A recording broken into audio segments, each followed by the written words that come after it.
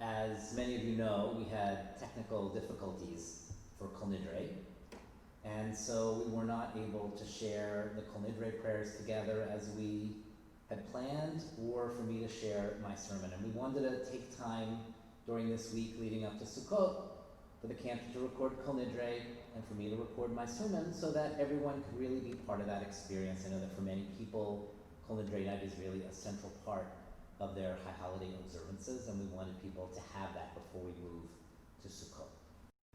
Dr. Brene Brown spent a day at Pixar Animation Studios, the people who brought us Toy Story and The Incredibles and Finding Dory. And when she asked screenwriters what was on their minds, they talked about how hard it was to write the second act of a 3-act play, of a 3-act screenplay. She said the first act, as they explained, was the act where you learn about the characters, right? You learn about the rules of the world, the imaginary world that they were creating.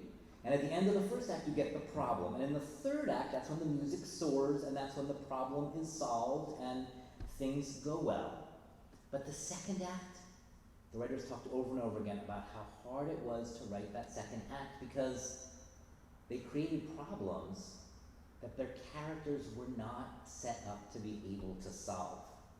The characters, the writers look for comfortable ways to solve those problems, but they don't work. And it's not until the characters are allowed by their writers to revisit previous assumptions, when they allow themselves to be curious and vulnerable, that Act 3 is possible. Act 2, that middle act, is filled with anxiety and paralysis, sadness for the certainties of what was, without the salve of what will be. Act 2 is confronting the pain that comes the day after the surgery that was supposed to make everything right. It's after the honeymoon. Act 2 is adolescence. It's week 2 of the exercise regimen. It's the crisis of faith. To get through Act 2, we have to strip ourselves down. We have to go to a deep place, and we have to admit that what we're doing is not right. It's not the right way. And this, and nothing less than this, gets us to Act 3. In the Yom Kippur drama, which we read over and over again on the holiday, we read about Act 1 of the Kohen Gadol. That's the night before Yom Kippur. That's the morning of Yom Kippur. The Kohen Gadol, the high priest, is learning about the service. In the morning, he wakes up, he dons the golden vestments, he does the first sacrifices. Act 3 is when he puts on the golden garments again, and everyone is celebrating. That's Mar'eh Kohen. That is Emet Man Adar. It's so amazing seeing what that Kohen looked like when the service was all done and he could go home. But in between Act 2 is when the Kohen Gadol goes into the Holy of Holies, Kodesh HaKodeshim. He is alone. He is scared. And before God, he confesses for himself, for his people, for his household. He is vulnerable. His confession is the admission that things must change. He must change, and he desperately hopes that his service will be acceptable before God. We are in Act 2 of this pandemic. We made it through Act 1, those first months somehow. We learned the rules of hand washing and masks as a community and as individuals. We worried about each other getting food. Remember, we were dealing with, did people have enough to eat?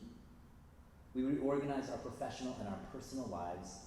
When we weren't panicking, we joked about finding toilet paper, made snarky comments on the Zoom chat, and reconnected with old high school friends. But now, without a clear expiration date for this pandemic, we are in Act 2. I hear the tired in your voices. Good people, nice people, are short with each other. They have very little patience. People are pushing back on the rules and saying, enough. It's hard missing simchas. It's hard being alone. It's hard being scared. We all have our fantasies about Act 3, when the scientists say, okay, you're done. You can leave all of these rules behind. I'm going to hug my parents. I'm going to burn my mask. I'm going to organize the biggest kiddush for all of the kids who, like troopers, did their bar and bat mitzvahs online. All of the families who celebrated simchas online. But first, we have to deal with Act 2. Dr. Brene Brown says that the secret to Act 2 is not acting strong. It's being vulnerable and being open to change, to recognize the pain and the messiness and the lack of clarity when you're in between. Last week I asked you to think about what is your plank, what is the person, what is the idea, what is the ideal, what is the task, what is the thing that you hold on to when the waters are rough? And today, I want to ask you, what do those core commitments compel you to do? How can you pivot at a time when everything feels like it's a gamble? We all get to Act 2 at different times. Our medical professionals got there before a lot of us did.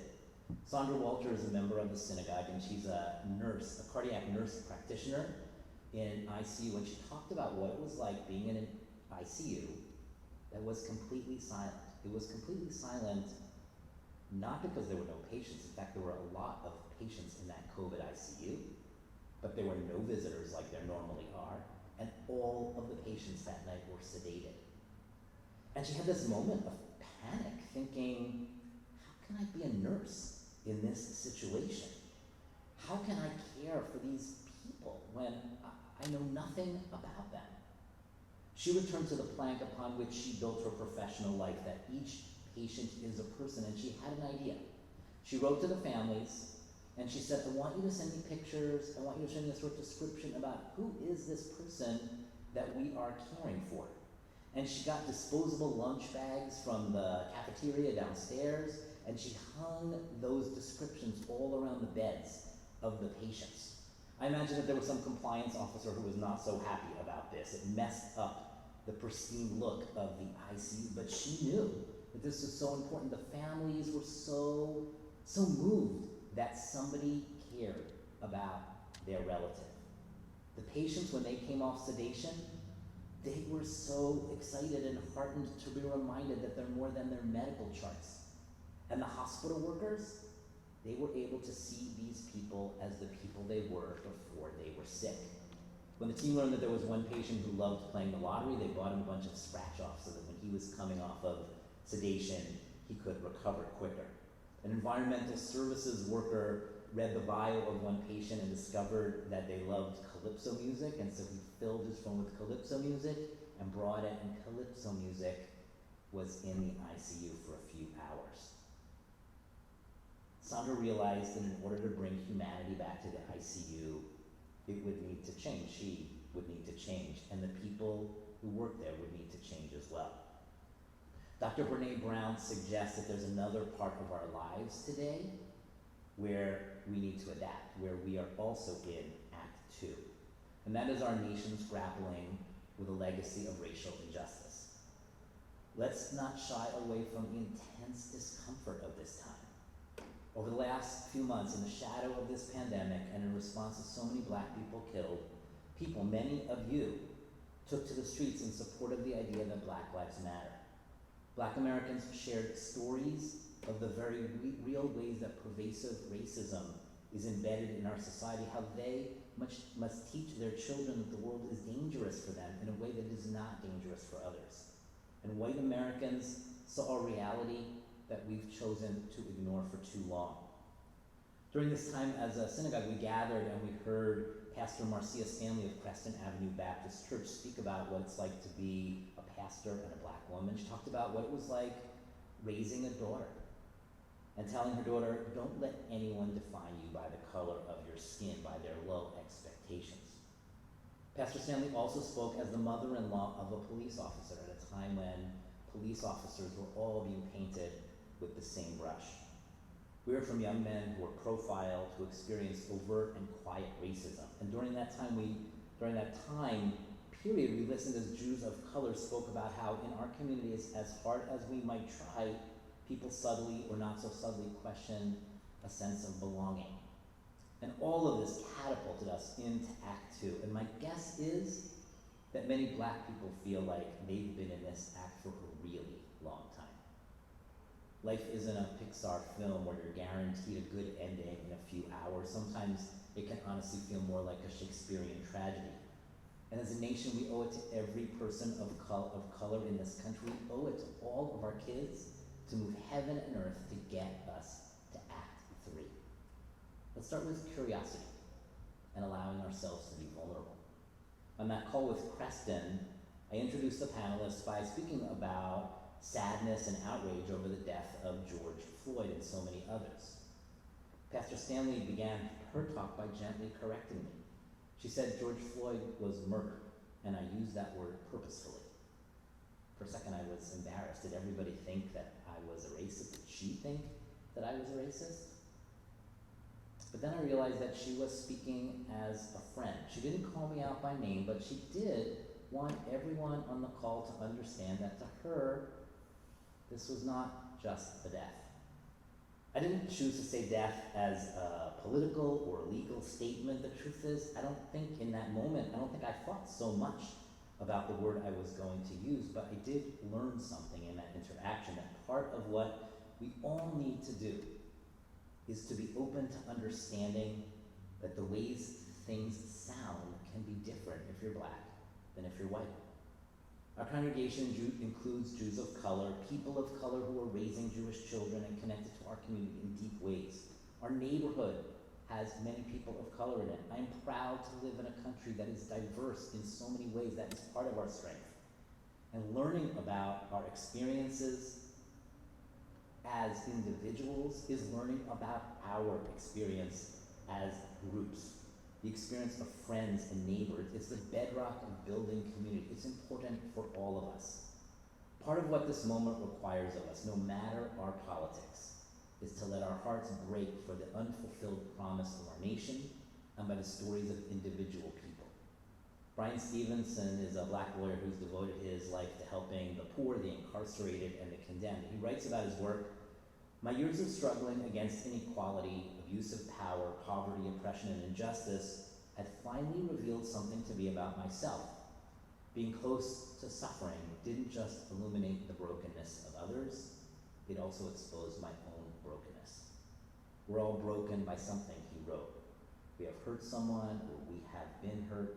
We all share the condition of brokenness, even if our brokenness is not equivalent. Thomas Merton said we are bodies of broken bones. And I guess I'd always known that, but never fully considered that being broken is what makes us human. We understand the brokenness of others by minding our own vulnerability. As Jews, we have our own brokenness. We were slaves to Pharaoh in Egypt, and there are people who, to this day, hate Jews simply because of who we are. And we understand that the facts of history are meaningless unless we convert those facts to sacred memory and action. At our Seder, we just don't say what happened in Egypt. We taste the bread of affliction, and we recall how we cried out, and we commit ourselves to telling this story to our children in every generation, the story of our own liberation, so that we can also commit to the liberation of other people. So what does action look like when it comes to racial injustice in America? What will it take for us to change direction? Over the summer, led by an incredible group of lay members and members of our staff, our show met 5 times to talk about anti-racism. These conversations were open. People had lots of thoughts and lots of feelings as they explored this topic. They considered the unique perch of white people, most people on the call are white people who have certain privileges, and Jewish people who have been persecuted for millennia, and how do those two identities live together? There were a variety of perspectives shared about what all this means. It's so important that we have places where we can talk about our feelings and our thoughts and assume the best of each other, where it's okay to be confused, where it's okay to be open, where it's okay to make a mistake, and we hope that you'll join us as we continue this work. Dr. Tamara Fish, president of the Jewish Multiracial Network and immediate past president of our neighbors, Congregation Tehillah, spoke to Jewish leaders from Riverdale this summer. She said something simple and challenging. We cannot address racism without knowing each other. So ask yourself, how many people of color do you know? Are these transactional relationships? Are they casual friendships? Are they deep friendships? Are they members of your family?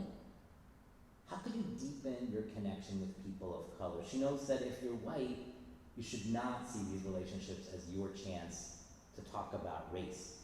People of color can get tired trying to explain racism. It will come up, she said.